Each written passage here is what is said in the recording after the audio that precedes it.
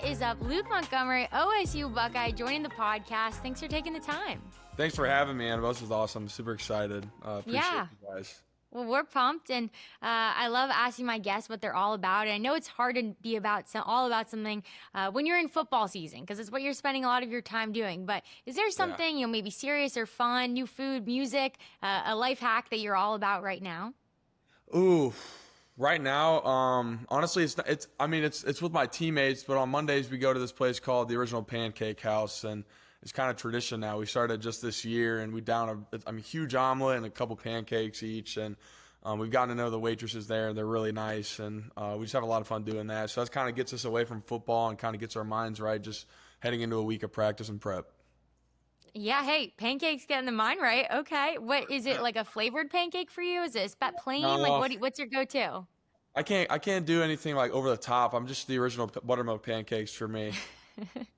Good. Those are very good. But you're an offensive lineman, and your job is to protect the quarterback. So it's good that you guys are fueling right, 100%. on a Monday. But Okay. I'd love to ask you just about that. Were you always dead set on O-line, or even just football as your main sport? Yeah, honestly, no. Just I had a couple coaches. Actually, my best friend's dad is a head coach at the University of Findlay, and he was always telling me growing up that, no, you're gonna play offensive line, you're gonna play offensive line, and at a young age, I'm like, no, I'm not. I'm gonna be a basketball player. I'm gonna be hopefully one and done out of high school and play in the NBA and stuff like that. So football was never really on the top of my mind. I really thought I was gonna be pursuing basketball as my sport. So. And then all of a sudden, and now I'm here. The good Lord has blessed me with an opportunity to play at a high Division I caliber school, so it's been pretty cool. Pretty cool, and it's worked out so far so well for you, so that's good. But I do have to ask you just about basketball. If you were playing on a 3v3 team, and it's you and then two other OSU football teammates, who are you taking on your basketball team? Oh boy, that's going to be hard because there's going to be a lot of controversy after this one. Two other guys on a team right now. I'm going to have to go with Lincoln Keenholz, our quarterback, and then the third person. There's a lot of guys. I'm going to go with Jelani Thurman, our tight end. And why those two guys? Give me one trait that you're choosing them over everybody else in your team. Yeah, well, first of all, I've known Jelani. I've actually played against him in middle school. He had a lot of offers for basketball coming out of high school, so he's obviously a really gifted athlete. And then obviously Lincoln, too, was very gifted. Also had some Division I basketball offers, but Lincoln's just a freak athlete. Like, as a quarterback, some of the quarterbacks are always good at everything. So, like, anything he does, he's just really good at it. So I think he'd be good kind of run the point guard and then have Jelani as a wing and me in the post. So. Hey, it's the real athletes come out in basketball. I feel like that's always a good teller. Like, all right, do they have any coordination? How's their footwork? Like, I feel like it always comes out. And regardless of if you play in the NBA or not, it's always great to know how to knock down a three or dunk if you can. Can you dunk? I'm sure you can dunk with your size. I can dunk right now. I haven't done it for a long time. I really haven't needed much of basketball, but in high school I could dunk pretty easily. That's good. Well, I love the basketball dreams, and I have to ask because I always think it's fun to see high caliber athletes play a different sport. I think it's always 100%. Interesting to see. But there are obviously many reasons why you probably chose Ohio State. But you did mention you're from Findlay, Ohio. So what's it been like just going to college just a few hours away from home? Yeah, no, it's been great. Honestly, just the recruiting process for me, it was I was a big family guy, and I have 3 younger siblings. One is actually now at Georgia as a quarterback, but I just wanted to be close to them, and it's been great. Obviously, just being an hour and a half away from home, it's an easy drive, and I can go back every once in a while. And just we have a close family, so just being able to go back and forth and then come down for games and stuff to see them a lot, it helps out, and it's a lot of fun. Yeah, I went to school close to home. I was really close. I was like 20 minutes. So I'd be home a ton. Yeah. But it's funny to see the contrast. My sister also went to school with me, and she didn't go home as much. So it was very funny to see just how different people do it. 100%. No doubt about it. No doubt. I'd love to ask you a little bit about your O-line group. So how would you describe this O-line group at Ohio State? Yeah, just gritty guys, not looking for a lot of recognition, just doing our jobs, just to be able to play at a high level like this. And, we're probably one of the only units in any sport that all 5 of us have to be on the same page doing something for everything to go right. And we always say, like, if we're doing something wrong all together, it ends up being right at the end of the day. So we're a gritty group. We're all Midwest guys on the offensive line right now, so we know what the Ohio blue blood caliber football is, and it's been a lot of fun, and we're a really, really close group, so it's really cool. That is fun, and you're right. Like, if we're all wrong, we're right. I think that's a good way a thing to live by if you're 100%. an offensive lineman. But I know some groups have like a mantra or a phrase that they go by. We interviewed Fisher Anderson at Stanford University earlier this year, and he said their O-line group says, Tunnel Workers Union, TWU. So is there just a mantra that the O-line at Ohio State like to get behind? There's not really I wouldn't say there's an O-line one. I would say we I don't know why, but our offense we call it the O block. Obviously, just because of the Ohio, we call it the O block. So like just the offensive mindset. There's nothing really behind it. It just kind of started last year with the team, and it's kind of ridden since then. So we don't really have a motto. I know it's kind of terrible, but we don't. Hey, that's okay. You can go. You can go with what the team's calling you, right? Yeah, And stick with. I think to stick with, if we're all wrong, we're right is a you're pretty right. good thing to go by. But I have to say, congratulations, just on the national championship and how incredible that was. Thank Just you. pretty amazing. 100%. Yeah, no, it was a lot of fun, and obviously, we're back at it now, trying to win another one. So that's the goal. I know you're moving on and ready to get another ring, right? But that memory in that moment, just winning that will stick with you forever, and no one can take that away from you. So when you think back to, I know you're in grind mode and you're like, okay, put last season behind us, but when you think back to that championship, what sticks out to you? Just a group of guys that were hungry. At the end of the day, kind of had everything stripped away from them after a tough loss against our rival school, and we came together and just kind of put our egos aside and just kind of just fought for what we wanted to win and just be with each other for 1 week at a time. And obviously in the playoffs, like if you lose, you're out. So like our motto for like that was just continue to win, just one game at a time, so we can have one more week with each other because it was a really special group. It was a special group just to watch from afar. Like, I had fun just being able to cheer on your team. And I think what you said is really important, like just the time, right? Because when you lose, you're out. And that means that you're not playing on a team with those seniors again or those grads again. Like, that's it. And so really at that point in the season, you're fighting for just more days with your best friends, right? Like just more times to play with them. Yeah, no, 100%. And those are like my dad says, like 20 or 30 years down the road, like you might not, like obviously it's special to win a national championship, but like like you said, we're on to the next year already. But I don't think it really hits till about 20, 30 years down the road when you haven't seen some of those guys for a while and you don't skip a beat when you come back for like a reunion and stuff like that. So obviously when that time comes, it'll be really special and a lot of fun. Yeah, that is cool. And you did mention the rival school and the loss there. And I think a lot of people will reflect back on your season and remember the highs, but you guys felt the lows of the low, right? Like, and you took the heat. So maybe what was the hardest part of that season for you? Yeah, I would say just honestly, as a team, obviously after that loss, like Ohio State fans, they can be, there's a little bit of percentage of them that are a little ruthless. And, obviously we were taking it to heart more than anybody, because we had worked for all those games and all those games leading up to that point. Like we wanted to win it, obviously, and we didn't. So it was definitely one of the toughest moments. But that's what we're here for. We lean on the Lord for that, and through the trials and tribulations, I'm a big believer in like you learn from that.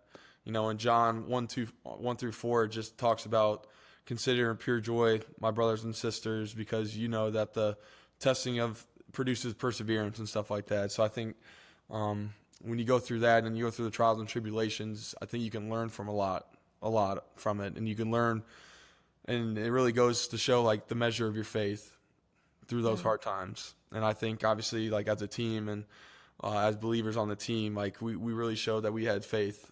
I know we had lost a big game and stuff like that, but we know that our time wasn't done, and the Lord was working through us in mysterious ways. That's awesome. And I think for your position, especially, right? Like people, you kind of don't want to be talked about during the Yeah, game, right? Like you actually don't want your name over the loudspeaker as opposed to some other positions. And so maybe for you personally, like just through the ebbs and flows of the season, how did you have that faith in that trust and yeah. understanding like how to rebound in those harder moments? Yeah, I'm a big believer in obviously, like it says, I'm sorry, I'm blanking again. Trust the Lord with all your heart. Do not lean on your own understanding. And that was a big one for me. I didn't really play last year through the regular season, but the playoffs, I got my number called. And, my games throughout the regular season were Tuesdays and Wednesdays for me. And, obviously we had a really good defense here. I thought we were the best defense in the country by far. And obviously those guys are now all in the NFL doing great jobs right now. But, for me, like, I was a big believer in just my time was coming, and I didn't really understand it, but like obviously, like I said, the Lord works in mysterious ways, and I didn't know when my time was coming, but I had to be ready. And when I got that opportunity, there was no reason for me to blink because like that was Him saying like, "Here's your opportunity, go and get it." That's so perfect of you to say like when your real game days were during the week when you maybe not we weren't starting, because I think a lot of athletes can get so like woe is me, I'm on scout Right. team, or I'm not starting, or I'm not getting the playing time that I want, and really waste that time. Not Yeah. only are you hurting your team because you're not putting your best foot forward, but you're not getting yourself ready. Like those are wasted reps. So I'd love to just know a little bit more about when you were sitting in that time of maybe not playing and starting on Saturday. What helped you be able to have that mentality of, Yeah. I'm gonna make this my game day? Yeah, I just think, Coach Day emphasizes a lot here is like making the play when your number's called. That's competitive excellence, right? So, I can't feel sorry for myself. The end goal for me is obviously would be really cool to be in the NFL, and I thought like if I couldn't feel sorry for myself, I wasn't playing Saturday. I had to make the most of my opportunities in the games and then in practice. And when you're going against top draft picks on the defensive line, like that, those are games every day. Those are top five. We call it top five matchups and stuff like that here. So like when you're playing the best defense day in and day out, like this year or last year, like there's no reason to blink when you get on the field. So I think that was easier for me. And having that mindset just because of the defense I was going against every day. And maybe it wasn't showing up on Saturdays, but I knew eventually it would be during my time when my time came. That's good. And just having patience, right? And believing in yourself. I think too, like a lot of athletes might think, oh, because I want to be humble and I want to give the glory to God. Like I don't want to pump myself up too much. But there is a level of confidence in like, no, I know the Lord has gifted me with this talent. I know He's dropped me at Ohio State for a 100%. reason. Like I know that He's, put me in this position. So it's really cool to just hear you still have that confidence, right? 100%. 100%. There's no doubt. Yeah. I'd love to know just specifically, going through that season and being prepared for game day. Was there ever a moment during a game day, maybe it was like one play where you thought, oh, I just had an awesome blocker. That was a great Yeah. thing that I did. And I remember practicing that either at practice or, years ago in high school. 100%. Yeah. I think honestly a big one was in the Tennessee game. I had a pretty big block on a counter play during Trey's Henderson's touchdown. That kind of sparked everything. It was a big moment for me. I was like I said, I didn't really need to blink because I was playing defensive linemen and guys that are better than those guys. You know what I mean? Like no offense to them, but playing the defense here at Ohio State, it made me better every day. And so there's no reason for me to just blink and hesitate when I got on the field. And when I had that block, I was just, I was super excited. Obviously, like we scored on that play, and I just knew that like it was go time. And kind of going back to your question, I don't really know if I did that in practice at all because we like to like keep each other off the ground as much as we can in practice. So I didn't really pancake anybody in practice, leaning towards that. Also because it was also the end of the season, so guys are banged up and stuff like that. But it was a lot of fun. And when you get a pancake like that as an offensive lineman, it's a touchdown for you. That's as close as a touchdown gets for a skill guy. And it was against Tennessee. Is that what you said? Yeah, yes, ma'am. It was first playoff. And what was the pancake place that you go to? The original Pancake House. Original Pancake Yeah. House. Hey, maybe they can name one after that play No, for you. no doubt. That was pretty cool. Hey, we'll see. But you did mention Travion, and I do want to Yeah, ask you about him and maybe some of the other just 100%. leaders that have walked through your program, like G. Scott and Emeka and Buka and others, right? Countless guys who have just been leaders, not only in your locker room, but just Yeah, spiritually for your school. What was 100%. it like just coming into a program with guys on your team that have really led in that way? It was great. And that's one of the things in the recruiting process that was big. My family, I was blessed obviously with two parents who love Jesus, and Jesus has always been like the center of my life, and it's been pretty cool. So I was a little worried about that coming to Ohio State. I didn't really know. I didn't like Clemson was honestly the top school for me at the time, just because I know Dabo was big in his faith, and Clemson has a really big spiritual background. But I didn't really know much about Ohio State, even though it was so close to home for me. And I just felt the Holy Spirit overwhelm me, and I thought I thought God was telling me to choose Ohio State for a reason, and I didn't. Besides like being close and being an Ohio State fan growing up, it was harder to pick them than I thought it was going to be.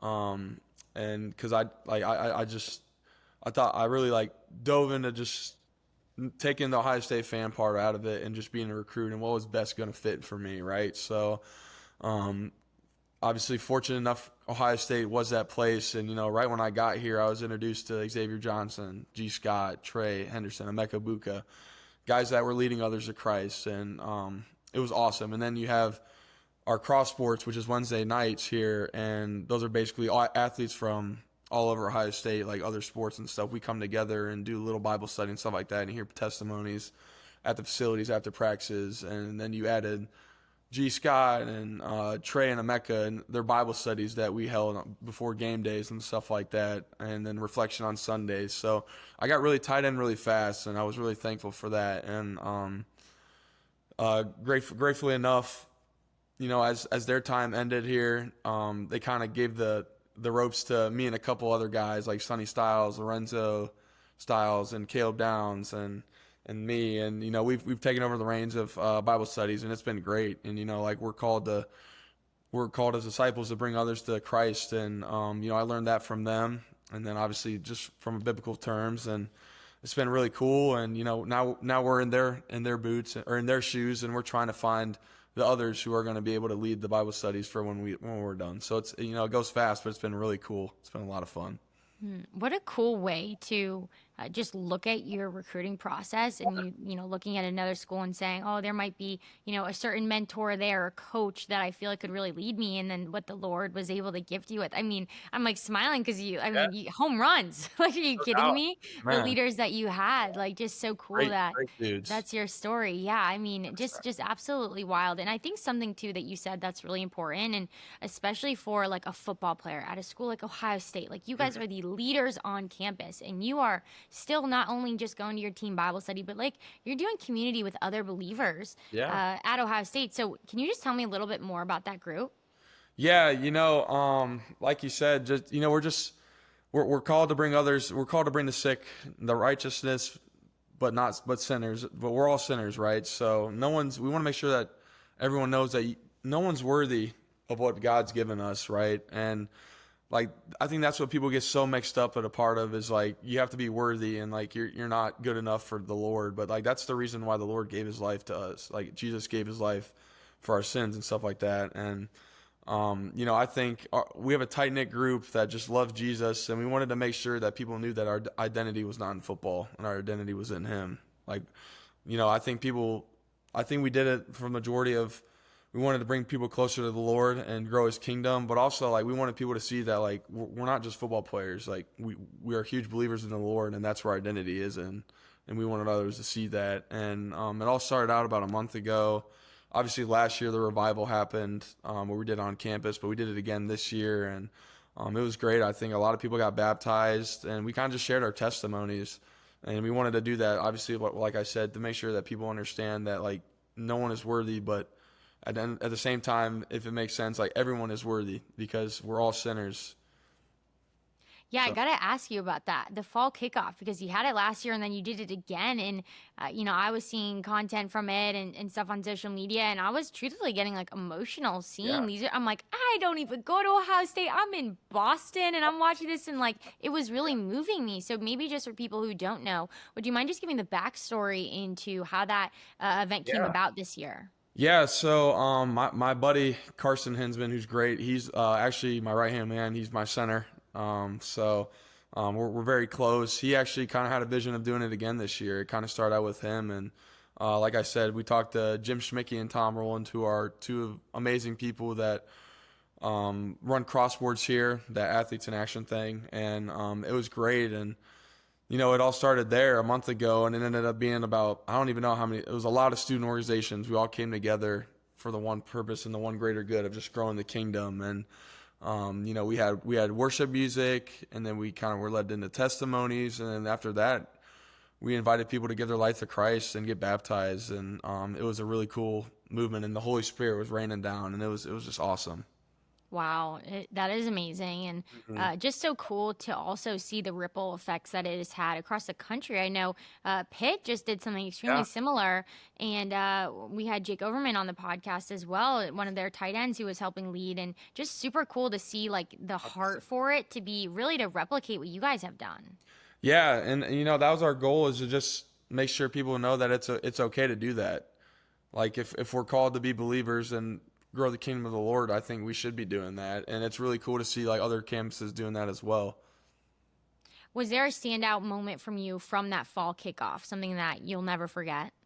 Yeah, we actually got together a week after, and for those people who gave their life to Christ, we had like a student organization, couple groups that would come in, and we introduced them to them so they could get connected, and that wouldn't be just like a little like an obstacle for them to like figure out, what do I do now after this, right? So, and then we had a couple people share testimonies, and there was one particular kid that decided to he quit his job during, like, he was working at Curl Market, which is a little um, like food place for on campus for students to go get food during dinner and stuff like that. And he was actually doing stuff and working that night, and he just felt a calling to come to the event, like, and so he just dropped his stuff and came over. And he didn't really know what was going on, but he felt the Holy Spirit in him, and he ended up getting baptized that night and talking to G. Scott, which is just like, that's what we do it for. Praise the Lord for that, because it was just really cool, and really cool to hear that story, because you don't really hear some of that stuff sometimes, that doing those events, for him to be so bold and come up and just share his testimony on like what had happened and what he had gone through that night. It was really cool, and it was intended to be celebrated. It was really cool. Wow. And just so cool too for the impact that is going to have on so many people and Yeah. even for yourself as well. Like I know just for me playing college sports, I played lacrosse in college and it was extremely intense and Yeah. awesome at the same time, but it really did consume my life for Mhm. my 4 years at school. And 100%. when I was able to get out of my like bubble of like my sport and recognize like the lives of others outside of what they might be labeled as, right? Athlete, non-athlete, what club they were in. Like it really helped me just process like not going through the motions in college. I think that was a huge thing for me. So I can only imagine the effect that this is having on you to really not take your identity as only a football player because of the impact that you guys are really 100%. having on the general community. Yeah, there's no doubt about it. Just kind of, you hit on the nail there. Just our identity's not in football at the end of the day, and it was really cool to be able to just branch out and just make a deeper connection within the Ohio State campus and worldwide. Yeah, no, seriously, and we've already seen the ripple effects of that. Hmm. It's pretty incredible, and I do just want to talk a little bit about just college in general because usually college is whether you're 20 minutes from home or you're across the world. It can be a time when people either drift away from their faith, grow in their faith. It'll probably go up and down regardless. So, what has your just faith journey been like while in Yeah. college?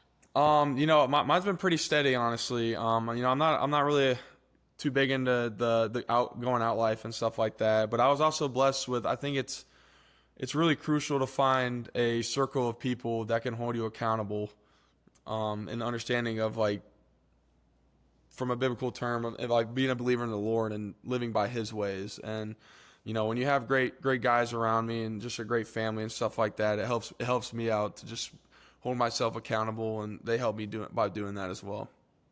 Yeah, who you surround yourself with is huge, right? And there are going to be times in your life too when you don't have those people who Yeah. might make you better immediately around you. And so that's why it's so important to constantly seek it out, Yep. whether they're on your team or not, whether they go to your school or not, whether you're just following them on social media or not. Like I know for me growing up early, like even in middle school, I would go to Instagram and try to find, older girl role models who I wanted to be like because maybe I wasn't around older girls at a middle school, right? And Right. so Yeah. that was important for me and just surrounding yourself with the right people because it is hard. It's College very is hard. so many Yeah. things thrown at you.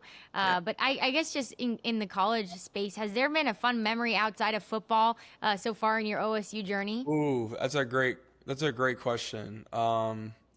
I don't know, a fun college memory. I'm I trying to mean, think. you've had some pretty awesome football memories, so like Yeah. it's Yeah. probably they're probably all kind of tied there. They are tied in. I'm trying to think. I think one that's tied in obviously was like political beliefs. Move that aside. I think just going to the White House and seeing how historical and just everything there and how pretty it was and stuff like that after winning the national championship was really cool. I mean, the president. So cool. Oh my gosh, yeah, like awesome, right? Very cool. And just, I think kind of something funny to share about that. Like you go there and you don't realize everything is real and like everything's been there since the 1800s and stuff like that. My teammates are around like touching stuff and like the FBI, like the CIA agents or whatever they're called, the federal agents are kind of like, "No, you guys can't do that. Like, stop doing that. Stop touching that stuff." So, I thought that was kind of funny. Like, but like, you go there and once you get into the White House, it's like a big wave of just history. I'm not really big into like social studies and stuff like that and history and stuff from that standpoint. But when you got there, it was you kind of like sit back and you're like, wow, this is really cool. Like I'm at the White House. Not many people get that opportunity. Super cool. And it's so funny about you just saying the like historical things that are in the White House. I actually won the national championship with my lacrosse team Awesome. 2024. And so Okay. we went to the national championship with actually a ton of NCAA athletes around the country. And I took probably 500 selfies with random statues in the White House. I'm like, don't know who this is, selfie, don't know who that is. Yep. Like, it's Same like this, here. this, like the half the head, the floating 100%. head. Yeah. So I can totally relate to you on that. I love that. But what a fun memory. And we're hoping that you'll get to do that again in your career. But I'd love to know I know you're not done with your time at OSU and there's a lot still to be learned in football and in life and in college. But is there something specific that you feel like the Lord has really opened your eyes to or maybe taught you so far in just your college football career? Yeah, one of my favorite verses is Matthew 6:34, where it says, "Do not worry for tomorrow, or tomorrow will worry upon itself." And I think in this day and age, especially with this generation and stuff like that, I think and just in general, I think a lot of people get caught up in like the what ifs, and I think that kind of carries away from what you should be grateful for and just continue to be in the moment. Because you don't know what's going to come in the future, and you can't change the past. So I just think being in the moment and just making sure that you're taking everything in and just trying to doing everything as hard as you can, no matter the outcome. Yeah, that's so important, and I think we all need that advice, right? Because there's enough things going on in today. We can worry about tomorrow, and it's a 100%. hard thing. That's a hard thing to live by too, Very because hard. Yeah. not only are you doing school and you're trying to have meet people and have a social life in college, but you're also just trying to like scout the other opponent and get better at what you're doing. So what has 100%. helped you maybe like lean into that and try to live that every day, right? It's not going to ever be Yeah. perfect, but what do you do maybe consistently throughout your week or throughout your time at school that helps you do that? Yeah, just you kind of knocked on the nail right on the head again. I think routine is big. I think as the older you get, the better you are with your routines, and then you find the things that work for you on a day-to-day basis to get you ready to play in that game or whatever you're doing, get you ready for that test or just whatever, honestly. And that's kind of helped me the most is just having a routine, like just getting my body right in the morning and the off days and after practice or before practice. And just stuff like that, and just making sure you're as prepared as you can. And when you get out there and play in the games or go to practice, like there's nothing else to prep for. You've done as much as you can, and you know that. So there's no reason for you to just go out and play and just have fun and do you. So I'm going to ask you about routine. Do you have any superstitions, traditions, things that you do on game day to get ready? Yeah. Actually, so this is funny you asked that. So G introduced me to a song last year called Dunamis, which is just means God's ability in Hebrew. And every time I get up the ramp into wherever stadium, home or away, I play that song on repeat till we go out for the first part of warm-ups. And it just kind of just sets my body right, gets my mind right, my heart, and just kind of calms me down before the storm comes.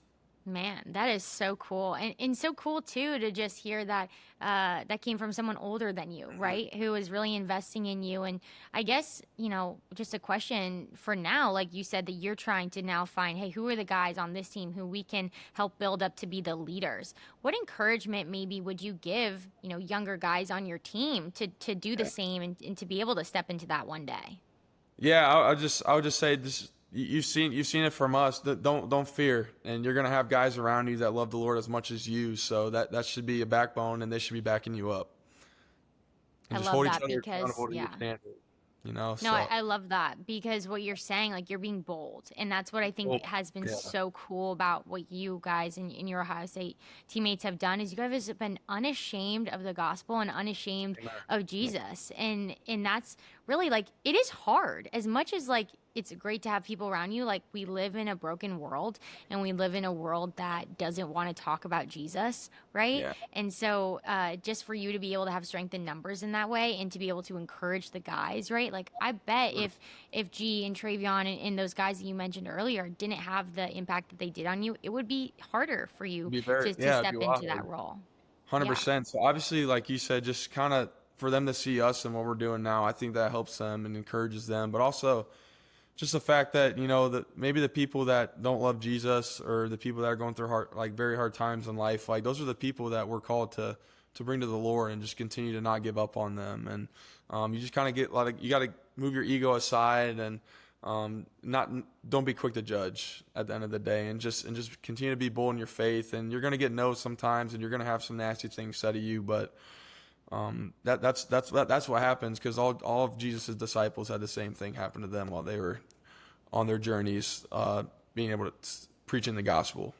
And it's worth running after those people, right? Regardless of what the world, 100%. tells you look like, or it might seem uncool. And also at the end of the day, like anyone who's not attracted to you talking about Jesus, like you don't want to consume that. You know what I mean? Like you want to be filled with goodness. But Luke, I'll leave you with one last question because I know you're in season, you have a lot going on. But what is something that even the biggest Ohio State fan doesn't know about your team, this year's team, that they need to know, they must know on the What's Up Ooh, podcast? that's a great question. You caught me on that one. Let's see. What do they need to know about our team?